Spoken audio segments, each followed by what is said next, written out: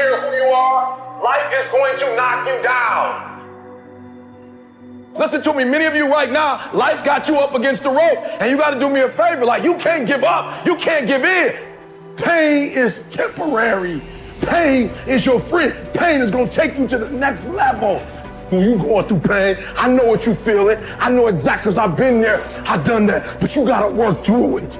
And the reason why most of you are not successful is because every single time stuff not going your way, you give up, you quit, you let go, and people feel weakness. They feel it. You can feel when somebody's not committed, when they're not all in, when they're not dedicated. And there's another level you get to when you go all in. Winners win and losers lose. There are going to be times that you're going to be wondering, why should I keep showing up and working my business? Why should I keep at it? Why should I keep showing up to the conventions? Why should I keep picking up the phones and making the phone calls? Why should I keep fighting for my goals and fighting for my dreams? And what I want to remind you is that you got to show up for your life regardless of the circumstances. You got to show up in spite of the naysayers.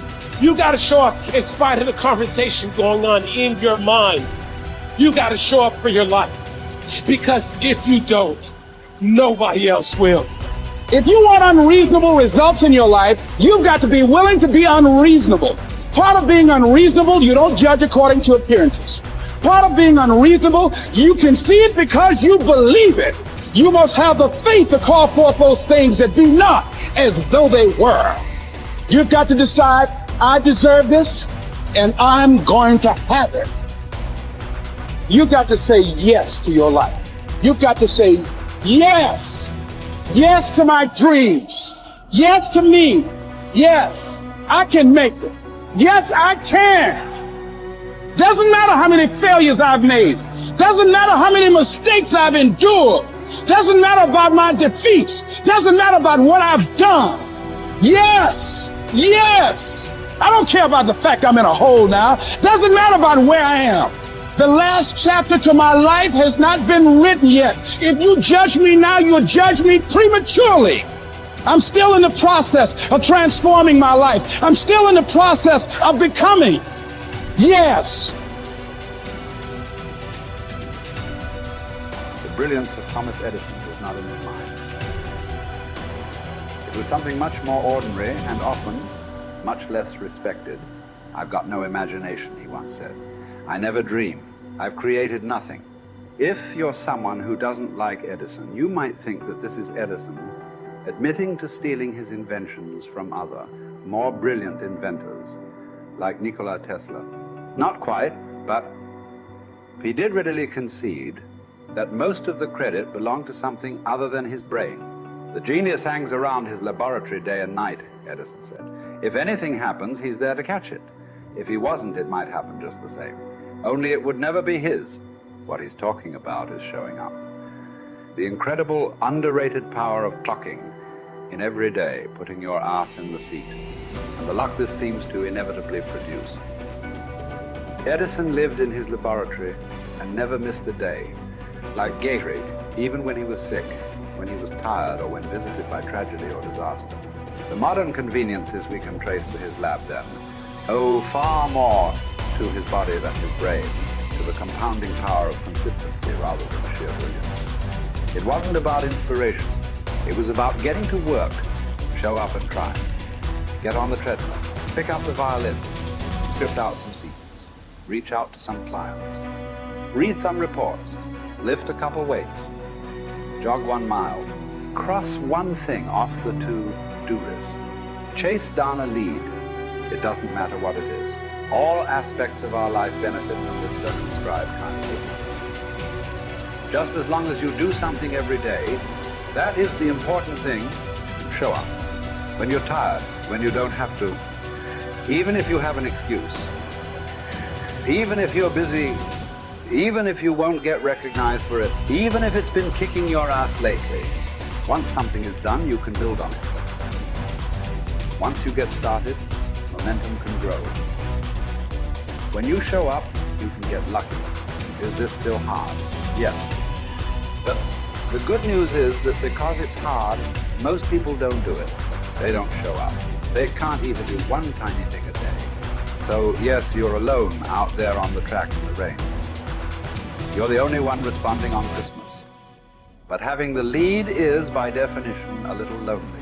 This is also why it's quiet in the morning. You have the opportunities all to yourself. Don't worry about setting any records. Just report for duty. No excuses. And here's the irony. This is also a way to break records. Consistency is a superpower. Day to day, willpower is incredibly rare. Lowell Getterig was a solid position player and a good hitter. But his success really was rooted in the fact that he didn't miss many days of work. It's quite likely that had he continued at his normal pace and not been stricken with R's, that he would have put up career numbers that surpassed Babe Ruth. Getterig wasn't just able to show up despite injuries and fatigue. He also had to push through ennui, doubt, and just plain not feeling it. He had slumps like we all do, but he also understood what they meant. As a minor leaguer, he had struggled at the plate and thought about quitting. The Yankees' owner sent down a scout to walk Gehrig through the very basic math of a batting average. A good hitter hits 300, and hitting 350 is terrific. Hitting 400 is almost unheard of. What does that translate to? Missing on 6 tries out of 10. A hitter can also go days, weeks without touching the ball. That's what the scout told him. The most important thing a young ball player can learn is that he can't be good every day. You don't have to always be amazing. You do always have to show up. What matters is sticking around for the next at-bat. The ability to do that, coupled with the ability to endure what John Steinbeck called dawdly days while writing Easter Eve. Those days when everything seems out of whack, when you're just not feeling it, when the distractions won't stop, is the first step to greatness, literally. You cannot be great without the self-discipline to do that. One thing a day adds up. Each day adds up. But the numbers are only interesting if they accumulate in large quantities. You guys that are just getting started, you're not going to start right here. You're going to start down there, probably in another city, another town. I grew up in Lake Charles, Louisiana, no money, raised by a single mother. I was in debt at 25 years old. First thing that I had to do in my life was not learn a new skill. First thing I had to do to get my life moving in the right direction was self-development. It is vital. It was vital for me that I improved myself and I could start depending upon me. I had to show up every day with some rituals, some disciplines, and start getting myself to trust me, not trust others, but trust myself to do the right thing every day. One of the things that I started doing was beating the sun up every morning. I'm going to beat that sun up every morning so that I have the discipline and the control over my life. So I knew, hey, before that thing pops, I'm going to pop. I'm going to get out of bed, depend on myself, get up at the same time every day. And for me, that time, regardless of where I was beat that sun up. No matter where I am, I'm going to beat that thing up. So it gives me a sense of control over my own life. Second thing, I had to start cleaning up my life and my friends and my environment. When I was younger, between 15 and 25, I was doing crazy stuff in my life. Wasting my weekends. I have the saying, weekends are for the weak. I was drinking, fooling around with a bunch of bad things, bad people. At 25 years old, I cleaned it all up. Quit going to those places. Quit hanging out with people that did not have ethics and discipline in their life. I wanted to build something in my life. I wanted to become someone. And to do that, to become someone in the eyes of the world, just beating that sun up every morning gives me the sense of accomplishment that I did what I said I was going to do, that I woke up when I said I would wake up, and I start building respect for myself, start believing in myself so that I can go out into the world. And maybe today when I go into this meeting that I'm dressed for, they'll believe in me as much as I believe in me, and that'll show up in a contract, a deal, maybe even some money.